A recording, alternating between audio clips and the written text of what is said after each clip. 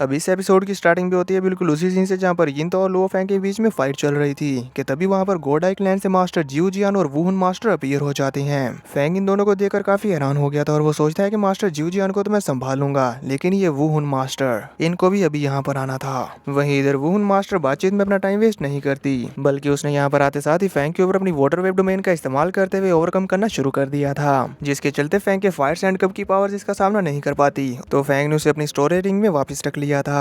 बुबाता Fang के पीछे appear होते हुए उसे कहती है, ये वुहुन मास्टर कहा जाता है कि इसकी पावर्स क्यों सिटी लीडर की बराबरी की हैं और ये एक दूसरे के राइवल भी रह चुके हैं। इसने एक साथ 5 डिवाइन बीस्ट के पाथ को कल्टीवेट किया है और इसके पास कई सारे सुप्रीम ट्रेजर्स भी हैं। बुबाता ये बता रही थी कि तभी पीछे से जियो जियान मास्टर जोर जोर से हंसते हुए यिंताओ से कहते हैं, तुम तो फर्स्ट रीइंकार्नेशन एरा से जाने माने पावरफुल एक्सपर्ट हो, फिर भी तुम इस मामूली से ह्यूमन के हाथों हार रहे थे। मुझे लगता है कि अब तुम्हें भी इसके साथ यहाँ पर मारे जाना चाहिए। इस पर यिंतो उसका जवाब देते हुए कहता है, वुहुन जियो जियान, अगर तुम गोडाई क्लैन वाले खुद को इतने ही ज्यादा पावरफुल समझते हो तो फिर आगे बढ़ो और इससे इसके सारे सुप्रीम ट्रेजर्स ले लो, और कहीं ऐसा ना हो कि तुम्हें लेने की बजाय देने पड़ जाएं। इस पर तो जियो जियान मास्टर हंसते हुए कहते हैं, हम लोग तुम्हारी तरह कमजोर नहीं है। तभी दूसरी तरफ फैंग अपने मन ही मन सोचते हुए कहता है, यहाँ इस गोड एक्सटर्मिनेशन एबस के नीचे भूल भुलैया के जैसी गुफाएं बनी हुई हैं, लेकिन जिया फैंजी के मैप में इनके बारे में कुछ भी नहीं बताया गया। बेहतर होगा कि मैं यहाँ अंडरग्राउंड जाने का रिस्क ना लूं। तभी इधर जियो जियान मास्टर फैंग से कहते हैं,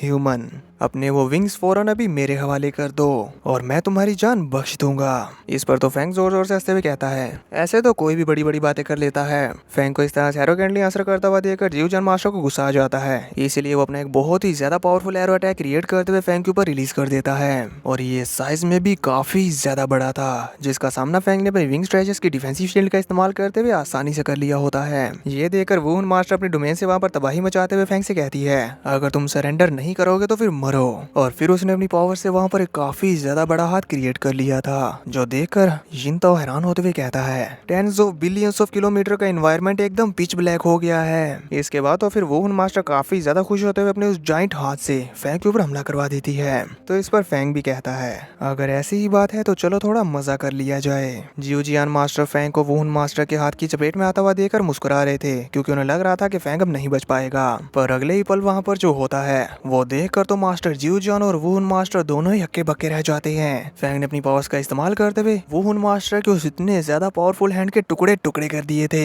जिस पर तो जियो जियान मास्टर कहते हैं, इम्पॉसिबल। पर वुहुन मास्टर इससे ज्यादा परेशान नहीं होती। वो एक बार फिर से अपनी पावर्स को अनलीश करते हुए अपनी वुहुन डोमेन का इस्तेमाल करने लगती हैं। उनकी ये डोमेन पहले वाली डोमेन से बहुत ही ज्यादा पावरफुल है, और अब अपनी डोमेन के पूरी तरह से अनलीश हो जाने के बाद वो कहती हैं, एनहाइलेट। और अब उनकी वाटर वेव डोमेन और उनकी ये न्यू डोमेन दोनों मिलकर एक साथ फैंग की डोमेन के ऊपर हमला करने लगती हैं। और हमें देखने को मिलता है कि फैंग ने यहाँ पर अपनी गोल्डन डोमेन का इस्तेमाल किया था, पर उनकी ये दोनों डोमेन्स मिलकर भी उसके इस डोमेन को डिस्ट्रॉय नहीं कर पा रही होती। तो इस पर एक बार फिर से वुहुन मास्टर अपना वो बड़ा सा हैंड क्रिएट करते हुए लुवो फैंग की डोमेन के ऊपर हमला करना शुरू कर देती है। और अब उनकी ये तीनों अटैक मिलकर फैंग की एक डोमेन के ऊपर हमला कर रहे थे, जिसकी वजह से उसकी डोमेन टेक नहीं पाती और वो वहाँ पर डिस्ट्रॉय हो गई थी। तभी वुहुन मास्टर भी फैंग से बोल रही थी, ये विंग्स मैंने ढूंढे थे, लेकिन तुम्हारे मास्टर ने इसे मुझसे छीन लिया। फैंग उसकी इन बातों पर ध्यान नहीं देता और अपनी I am the universe technique का इस्तेमाल कर देता है, जिसे पूरी तरह से क्रिएट करने के लिए फैंग को काफी ज्यादा मुश्किल हो रही थी, क्योंकि वुहुन मास्टर के तीनों अटैक्स उसके ऊपर अभी भी कंटिन्यूसली हमला कर रहे थे। इसीलिए फैंग अपनी I am the universe technique के साथ साथ अपनी गोल्डन डोमेन को भी रिलीज कर देता है, जिसके चलते फैंग वुहुन मास्टर के तीनों अटैक्स को सप्रेस कर पाने में कामयाब हो रहा था। और अब तो वुहुन मास्टर को भी प्रॉब्लम होने लगती है, इसीलिए वो अपने दांत पीस रही थी, जबकि मास्टर जियो जियान और यिंतो दोनों ही हैरान रह गए थे।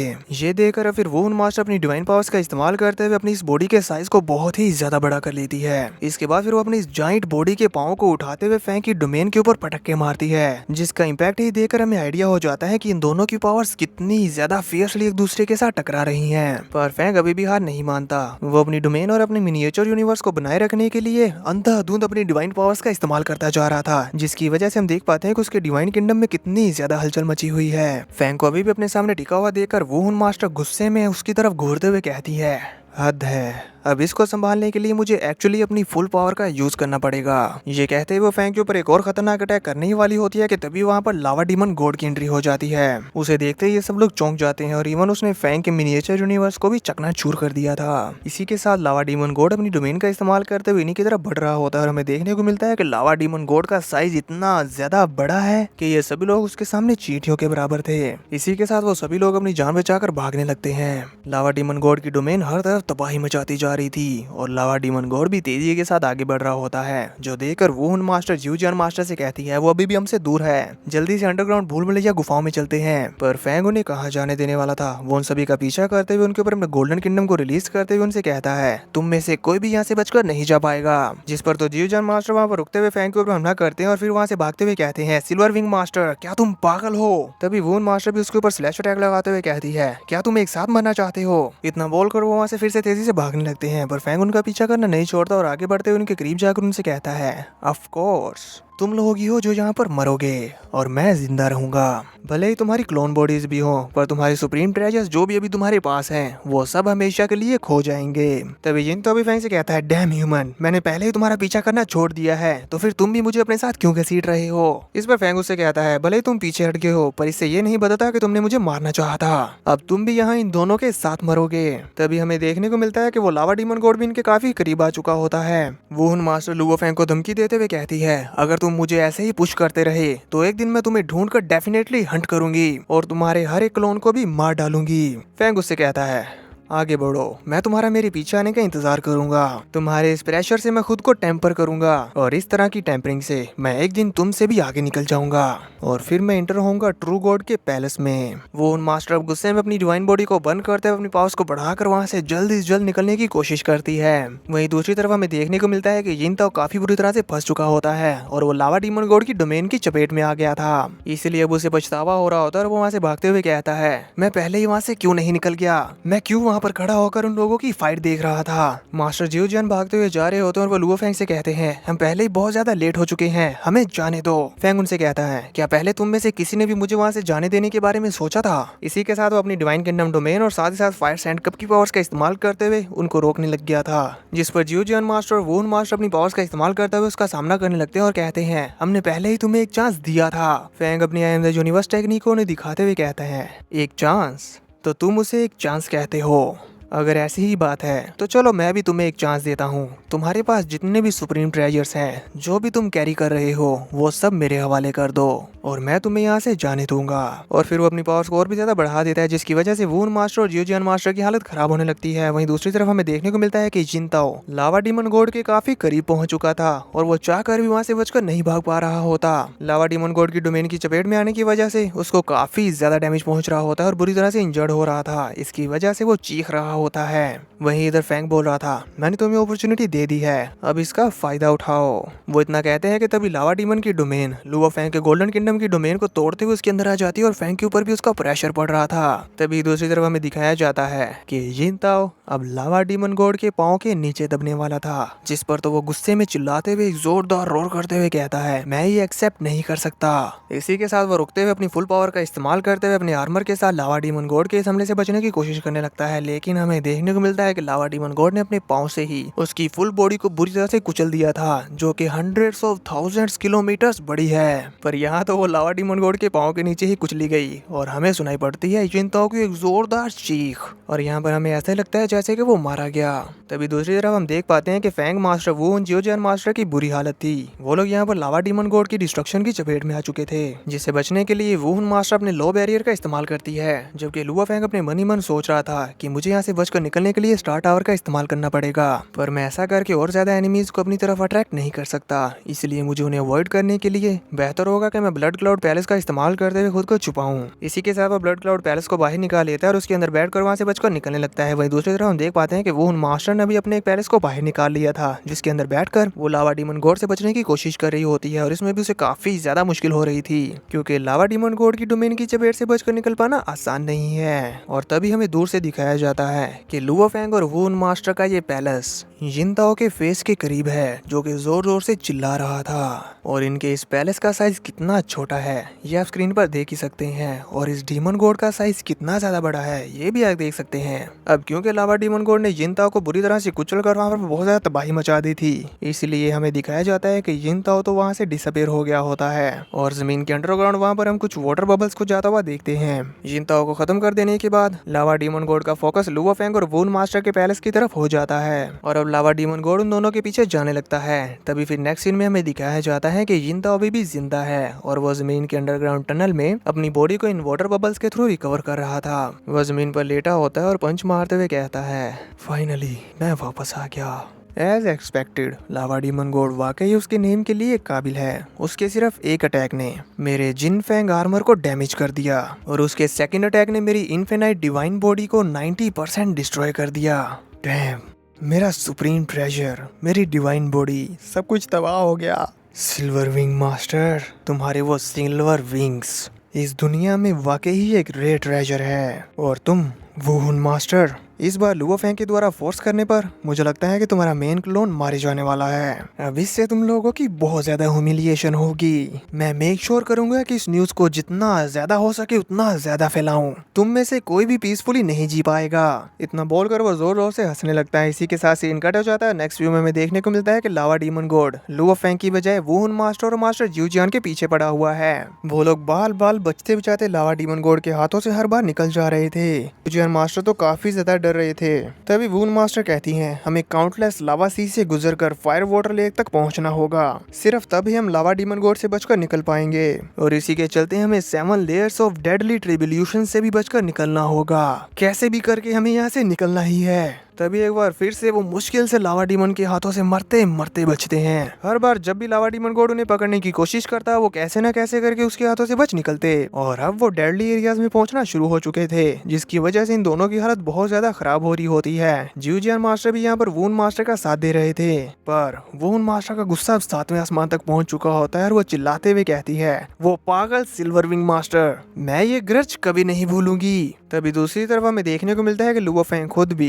एक लावा वोर्टेक्स के अंदर फंसा हुआ होता है, जहां वो इसके अंदर से मुश्किल से बचकर जा रहा होता है, और साथ ही साथ बोल रहा था, जिया फैंजी के रिकॉर्ड्स के अकॉर्डिंग लावा वोर्टेक्स का कोर एरिया सबसे ज्यादा टेरिफाइंग है। जितना ज्यादा हम इसके अंदर जाएंगे उतनी ज्यादा स्ट्रॉन्गर इसकी डिस्ट्रक्टिव पावर होगी। Even peak level palace type supreme treasure भी इसके अंदर डिस्ट्रॉय हो जाता है। वो बाता फेंग से कहती है, दूसरों के लिए तो ये मौत का रास्ता है, लेकिन तुम्हारे लिए जिसके पास एक top tier supreme palace type treasure है, लावा समंदर्स को अवॉइड करने के लिए ये सबसे ज्यादा सेफेस्ट रास्ता है। स्टार टावर इस डिस्ट्रक्टिव पावर का सामना कर सकता है। अब हमें इस वोटेक्स के पाथ को लावा सीज की डेप्थ तक फॉलो करना होगा, जिससे हम सीधे फायर वाटर लेक तक पहुंच जाएंगे। इसी तरह फिर वो आगे बढ़ते रहते हैं। तभी दूसरी तरफ हमें देखने को मिलता है कि वून मास्टर और मास्टर ज्यूजियान की हालत काफी ज्यादा खराब है, और ज्यूजियान मास्टर से तो खुद को संभाला भी नहीं जा रहा था, और वो पैलेस के अंदर पटक पटक के कभी इधर और कभी उधर बज रहे थे। इसलिए वून मास्टर ज्यूजियान मास्टर से कहती है, तुम इस साइड को हैंडल करो, और फिर वो दोनों मिलकर अपनी अपनी पावर्स का इस्तेमाल करते हुए इस पैलेस को हैंडल करने लग गए थे।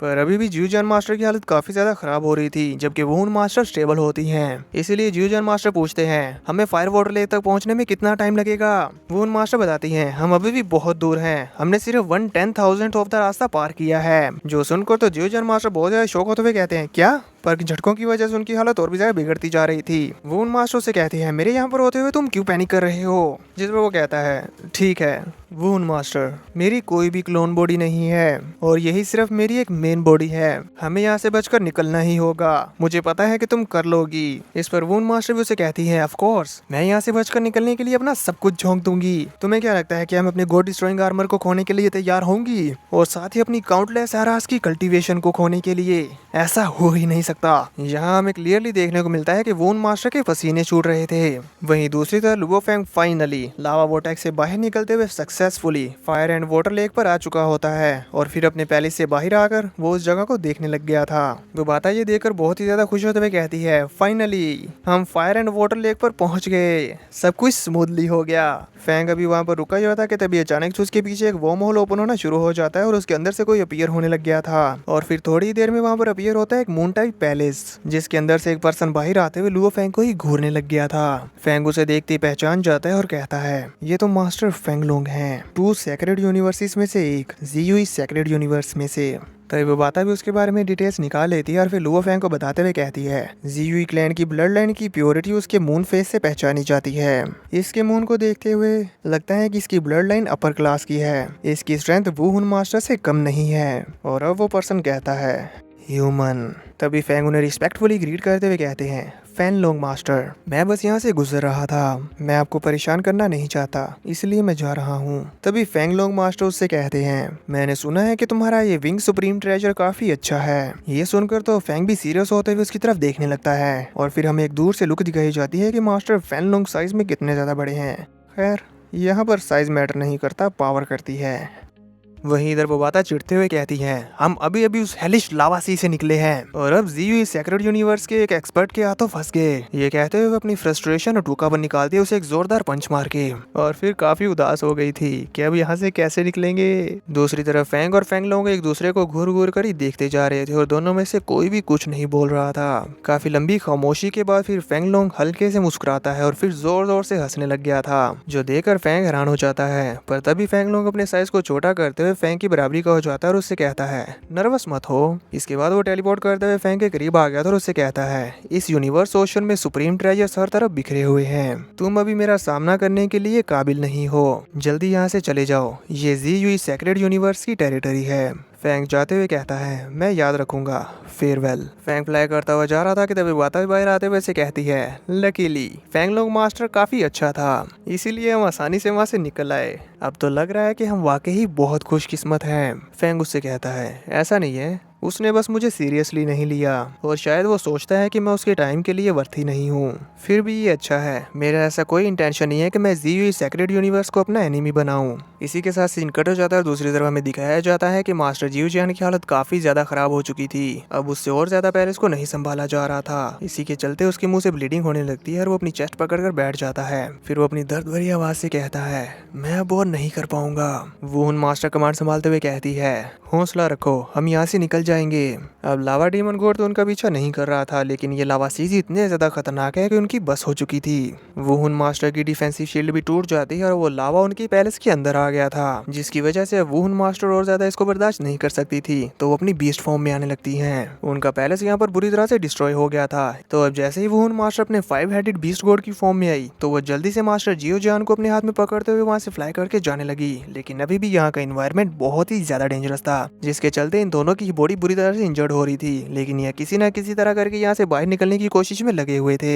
इसी के साथ सीन कट हो जाता है और नेक्स्ट व्यू में हम देख पाते हैं जीयू इस सेक्रेट लैंड के रियल ऑफ द गॉड्स का सीन, जहाँ फैंगलोंग मास्टर के साथ उनका एक फ्रेंड था और वो उनसे बोल रहा होता है फैंगलोंग, मैंने सुना है कि जिस टेरिटरी को तुम गार्ड करते हो वहाँ पर तुम्हारा सामना एक लुओ फैंग नेम के गाय से हुआ था।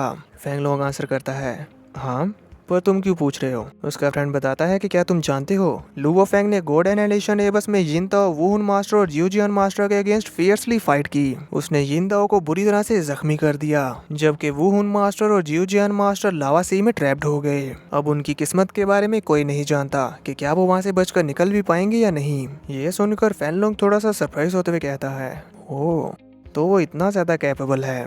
उसका फ्रेंड थोड़ी सी स्माइल करते हुए कहता है हालांकि लुओ फैंग की डिवाइन पावर वुहुन मास्टर से कम है, पर फिर भी उसके पास एक बहुत ही ज्यादा powerful wing type supreme treasure है, जिसे हम गॉड एनहाइलेशन आर्मर के साथ कंपेरेबल कह सकते हैं। वो अभी भी हमारी जीयू टेरिटरी में होगा। ये एक बहुत ही अच्छी और रेयर अपॉर्चुनिटी है। ये सुनकर फैंगलोंग काफी खुश हो जाता है और कहता है तो फिर ठीक है, चलो उस विंग टाइप ट्रेजर को सीज करते हैं। इसी के साथ फिर ये दोनों लोग निकल पड़े थे। वहीं दूसरी तरफ हम देखते हैं मास्टर वुहुन और जियो जियान को, जो अब काफी ज्यादा जद्दोजहद करने के बाद लावा सी से बाहर आ चुके थे। मास्टर जियो जियान की हालत तो बहुत ही ज्यादा खराब हो चुकी थी, वहीं वुहुन भी बहुत ज्यादा एग्जॉस्ट हो चुकी थी। वो आते ही जमीन पर गिर पड़ती है और कहती है फाइनली मैं बाहर आ गई। ये दोनों ही गहरी गहरी सांसें ले रहे होते हैं, पर जैसे ही वुहुन देखती है कि जियो जियान की हालत तो बहुत ज्यादा खराब है तो वो उसे संभालने की कोशिश करती है, पर जियो जियान अपनी कुछ आखिरी सांसें लेते हुए वहीं पर दम तोड़ देता है। उसकी बॉडी तो उसी वक्त स्टार डस्ट बनकर उड़ गई थी और बाकी रह जाते हैं उसके ट्रेजर्स, जिन्हें देखते हुए वो उनको बहुत ही ज्यादा गुस्सा आ जाता है। और फिर वो कहते हैं कि हमारी डिवाइन आई रेस ने बहुत ही लंबे टाइम से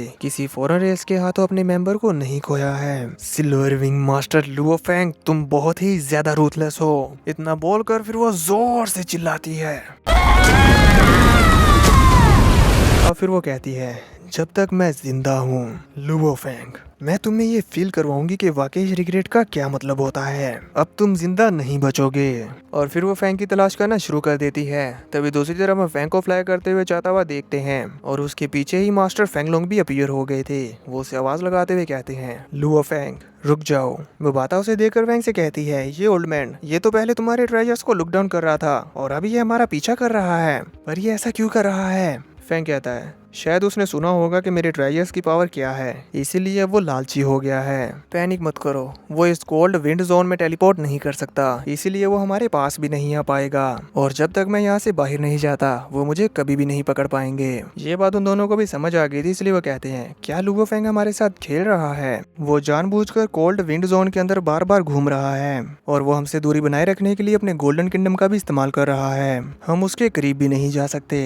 ये सब कुछ देखा फिर फेंगलोंग टेलीकम्युनिकेशन के थ्रू से कहता है, लुओ फेंग, वो विंग ट्रेजर्स तुम जैसे लेवल के बंदे को बिलोंग नहीं करते। मैं उनके बदले में तुम्हारे साथ 3 पीक सुप्रीम ट्रेजर्स को ट्रेड करने के लिए तैयार हूँ। इन विंग्स की पावर के बारे में बातें पहले ही बहुत दूर तक फैल चुकी हैं। अगर तुमने इन्हें मुझे नहीं दिया तो यूनिवर्स ओशन में मौजूद हंड्रेड्स ऑफ फैक्शंस तुम्हारे अगेंस्ट इनके लिए एक्शन लेंगे और वो तुमसे इन्हें छीनने के लिए ऐसे बात नहीं करेंगे जैसे मैं कर रहा हूँ। तभी फेंगलोंग का फ्रेंड भी फेंग से कहता है, लुओ फेंग, मैं तो कहता हूँ इस बारे में अच्छे से सोच लो। ये हमारी जी हुई सेक्रेट यूनिवर्स की टेरिटरी है। अगर तुम हमें फोर्स करोगे तो इवन क्रिएटर जूफो भी तुम्हें यहाँ पर आकर नहीं बचा पाएंगे। ये सब सुनकर तो फेंग भी रुकते हुए उनसे कहता है, तुम लोग जानबूझकर पलट रहे हो और गुड कोप और बैड कोप खेलने की कोशिश कर रहे हो। अगर तुम वाकई मेरे विंग टाइप सुप्रीम ट्रेजर को लेना चाहते हो तो फिर आओ और ले लो।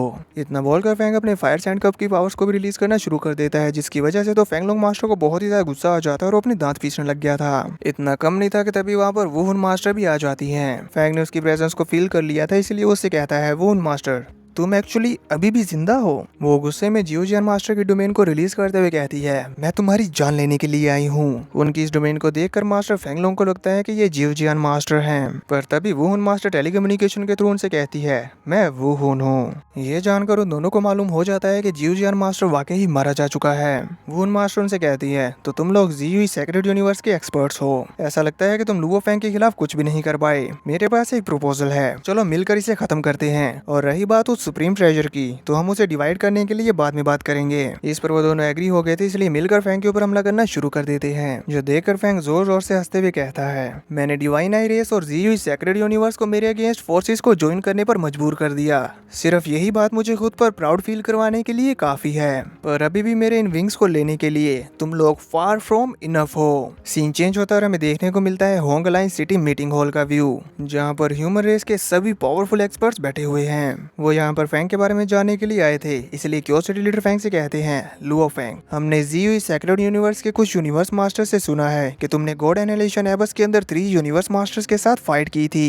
क्या ये सच है। ये सुनकर वहाँ पर बैठे लोग आपस में बातें करने लगते हैं कि क्या लुओ फेंग वाकई इतना ज्यादा स्ट्रांग हो चुका है। दूसरी मास्टर आंसर करते हुए कहती है, मुझे नहीं पता, अभी पता चल जाएगा। तभी फेंग भी वहाँ पर अपीयर हो गया था और उसने इनकी ये बातें सुन ली थी, इसलिए वो वहाँ पर आते ही पहले अपने मास्टर और फिर बाकी सभी को रिस्पेक्टफुली ग्रीट करता है और फिर कंफर्म करता है कि ये वाकई ही सच है। जो सुनकर उन सभी लोगों को झटका लग गया। क्यूरियोसिटी लीडर फेंग से पूछते हैं, क्या तुम ठीक हो। फेंग उन्हें बताता है कि मैं मुश्किल से लावा सी से निकलने में कामयाब रहा, पर अब जी हुई सेक्रेट यूनिवर्स से फेंगलोंग मास्टर और पेन की मास्टर मेरा पीछा कर रहे हैं, और साथ ही वुन मास्टर जो लकीली सरवाइव कर गई। अभी तो मैं उनसे बचकर फ्लाई कर रहा हूँ। क्यूरियोसिटी लीडर कहते हैं, फेंगलोंग मास्टर और वुहुन मास्टर। फायरस्टोन लॉर्ड गुस्से में अपनी चेयर उड़ते हुए कहते हैं, हम तुम्हारी मदद करेंगे। फेंग उनसे कहता है, जरूरत नहीं, आप लोग अभी मुझसे बहुत दूर हो और टाइम पर नहीं पहुंच पाओगे। अगर मैं ज्यादा ही बुरी सिचुएशन में फंस गया तो मैं अपने इस मेन कॉम्बैट क्लोन को सेक्रीफाइस कर दूंगा, पर इस बैटल में वो वुहुन मास्टर तब तक नहीं रुकेगी जब तक कि हम दोनों में से कोई एक मारा ना जाए, इसीलिए मैं भी पीछे नहीं हटूंगा। और फिर वो रिस्पेक्टफुली सभी से कहता है, अभी के लिए मैं डिस्ट्रैक्ट नहीं हो सकता, इसलिए मुझे जाना होगा।